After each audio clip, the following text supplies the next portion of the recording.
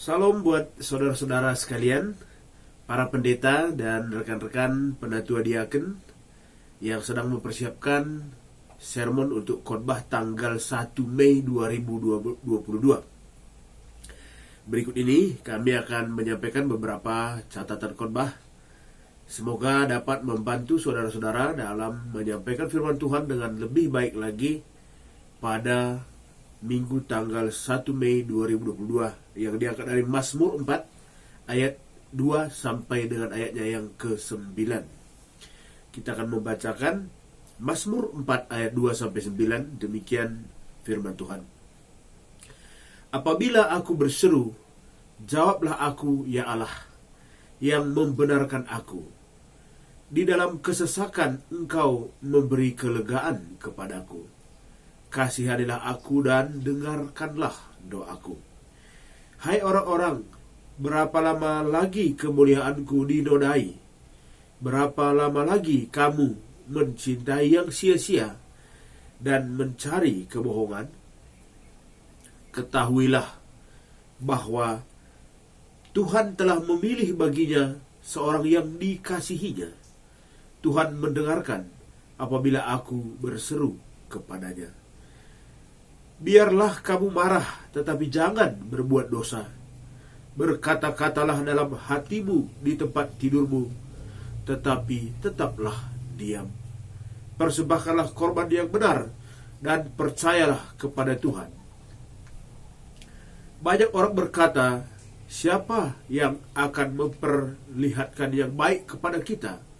Biarlah cahaya wajahmu menyinari kami, ya Tuhan.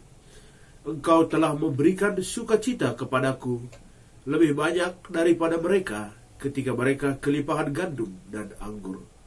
Dengan tenteram aku mau membaringkan diri, lalu segera tidur, sebab hanya Engkaulah ya Tuhan yang membiarkan aku diam dengan aman. Demikianlah firman Tuhan. Saudara-saudara, kita akan memasuki latar belakang nats kita ini. Nah, sebagaimana biasa, kita mengetahui bahwa Mazmur terbagi ke dalam 5 kelompok kitab yang besar, dan bahan kita hari ini masuk ke dalam kitab pertama Mazmur, yaitu mulai dari pasal 1 sampai pasal 41. Nah, kelompok pertama ini umumnya ditulis sendiri oleh Daud. Dalam kitab pertama Mazmur ini, Allah dominan disapa dengan Adonai atau Yahweh. Kemudian kita menemukan lagi bahwa kitab pertama Mazmur umumnya membahas tentang manusia dan ciptaan lain, dan bila kita sejajarkan isinya, dia selaras dengan kitab Kejadian. Nah, inilah yang kita temukan dari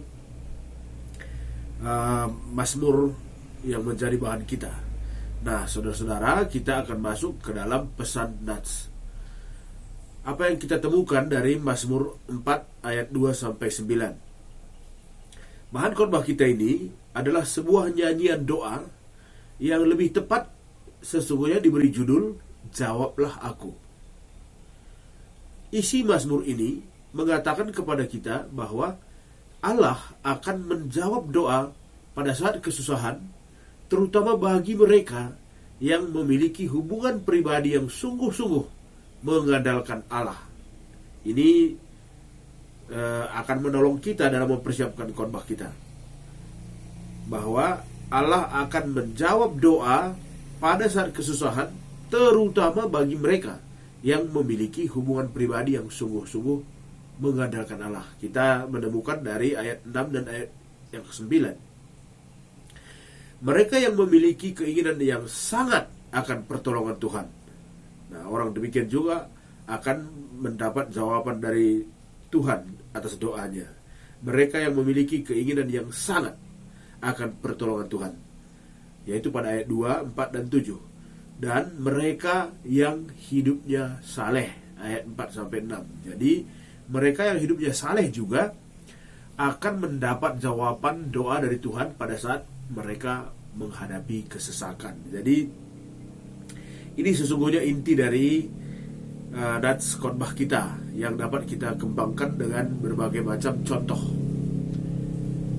Yang kedua, sama seperti Salomo, Daud juga adalah seorang penyair yang hebat. Banyak dari Mazmur Daud yang mengandung hal-hal doktrinal maupun praktis, sama banyaknya dengan puji-pujian dan penyembahan. Kemudian yang ketiga, Daud banyak menggunakan urutan yang sama di dalam Mazmurnya. Jadi bila kita mengamati Mazmur-Mazmur Daud, ada urutan-urutan yang hampir sama yang terjadi di berbagai syair-syair nyanyian Daud. Dan urutan itu dimulai dengan doa yang singkat, yaitu pada ayat 2, yang mengandung syair, lalu dilanjutkan dengan mengarahkan perkataannya tentang penderitaan anak manusia atau penderitaan orang-orang, yaitu pada ayat 2, 3, dan 4. Dan kemudian dilanjutkan dengan nasihat untuk melayani Tuhan dan mempercayainya pada ayat 5. Lalu diakhiri dengan sejumlah pengalamannya menerima anugerah Tuhan yang ia rasakan pada ayat 8 sampai ayat 9. Jadi ditutup dengan pengalaman Daud sendiri. Nah, urutan-urutan ini akan banyak saudara temukan pada syair-syair nyanyian Daud. Yang keempat, dalam syair nyanyiannya, Daud tidak hanya mengarahkan dirinya kepada Allah sebagai tujuan doanya, namun juga kepada orang-orang yang mendengarkan nyanyian doa itu. Jadi ada dua tujuan doa yang diarahkan Daud. Pertama, Daud akan mengarahkan doanya kepada Allah sebagai tujuan doa. Kemudian tidak hanya kepada Allah, tapi juga kepada pendengar doa itu. Karena doa ini dinyanyikan, jadi selain Daud memanjatkan doa kepada Allah, ia menggunakan juga syair-syairnya itu untuk tujuan pada pendengar nyanyian itu. Jadi ada dua tujuan dari nyanyian Daud. Daud memulainya dengan, kalau kita perhatikan bahan khotbah kita ini, Daud memulainya dengan Allah yang membenarkan aku, yang mengandung makna bukan hanya Allah yang adalah kebenaran itu, namun yang menjadi pemilik kebenaran yang ada padaku, atau yang menjadi panutanku di dalam kebenaran. Yang kelima, kalau kita perhatikan ayat yang kedua, tertulis, di dalam kesesakan engkau memberi kelegaan kepadaku. Di dalam pengalaman pemazmur dan mungkin juga pengalaman kita pernah merasakan kebaikan Allah yang memberikan kita kelegaan ketika kita mengalami kesesakan. Tidak hanya meneguhkan iman kita dan mengembalikan pengharapan kita akan masa depan, tapi juga menenangkan kita ketika kita memohon di dalam doa. Jadi saudara-saudara, apa yang dialami oleh Daud ini atau pemazmur ini juga yang kita alami. Ketika kita menyampaikan doa kita, doa permohonan kita kepada Allah, bahkan ketika masih di dalam doa saja, artinya belum ada tindakan apapun dari Allah, kita sudah merasa tenang.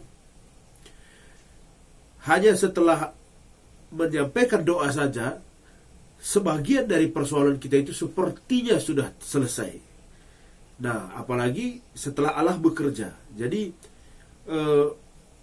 kelegaan yang dimaksudkan oleh pemazmur seperti yang kita hadapi ketika kita menghadapi persoalan yang amat hebat.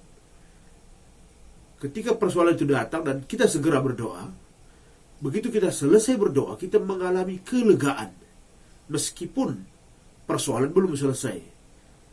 Nah, jadi setelah kita mengalami kelegaan, iman percaya kita tentu diteguhkan kembali, dan pengharapan kita akan masa depan menjadi semakin teguh. Nah, ini yang dirasakan pemazmur dalam nyanyiannya. Kemudian yang keenam, seperti yang kita sampaikan di awal tadi, selain mengarahkan dirinya kepada Allah, pemazmur juga mengarahkan dirinya kepada orang-orang yang mendengarkan doa itu. Jadi ada dua tujuan dari nyanyian yang Mazmur sampaikan. Pertama, sebagai doa kepada Allah. Yang kedua, juga sebagai pemberitaan firman kepada orang-orang yang mendengarkan nyanyian itu.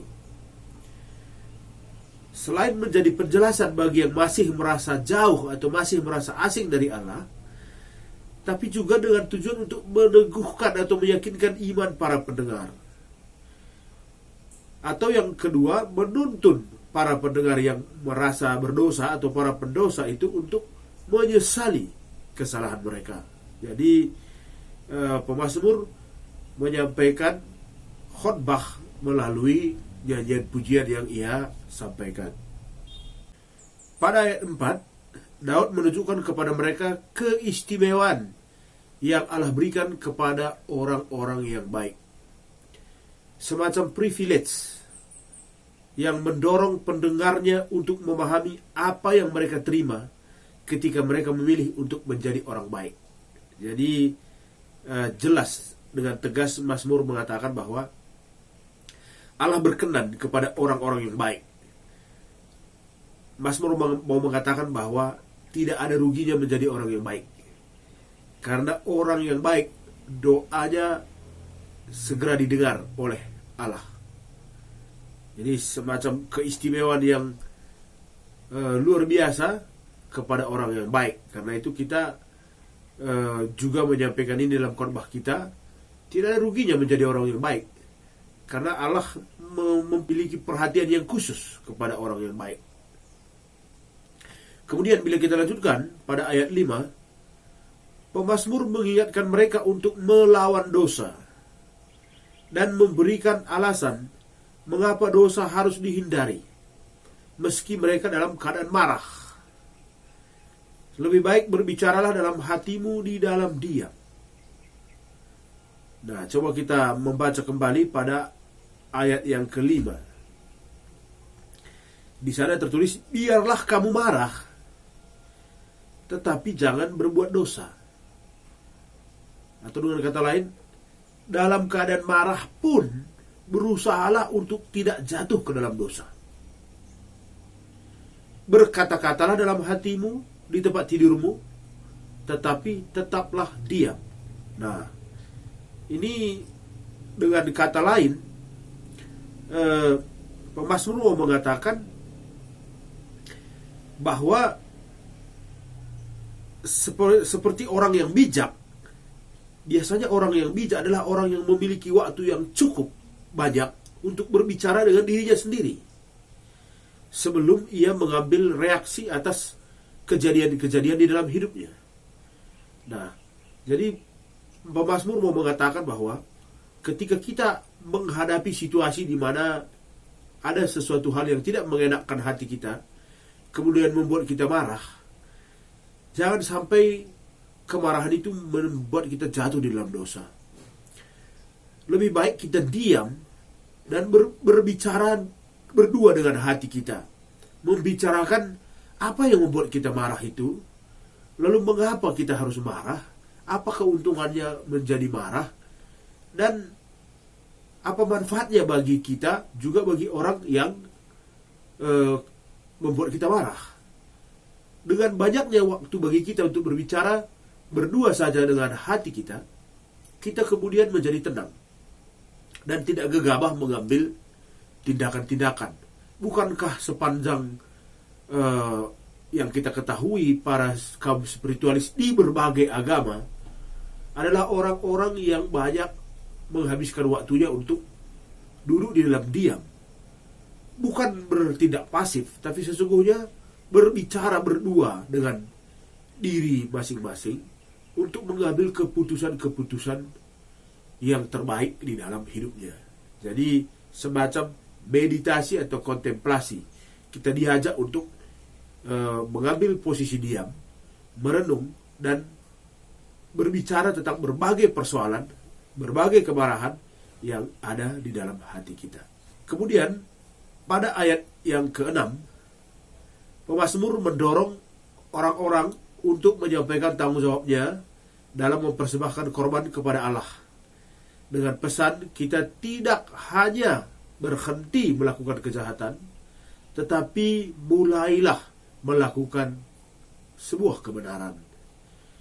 Jadi pemazmur mendorong mereka untuk tidak hanya berhenti melakukan kejahatan, tapi selanjutnya melakukan apa yang Tuhan kehendaki dan Tuhan senangi, yaitu menyampaikan persembahan kurban kepadanya.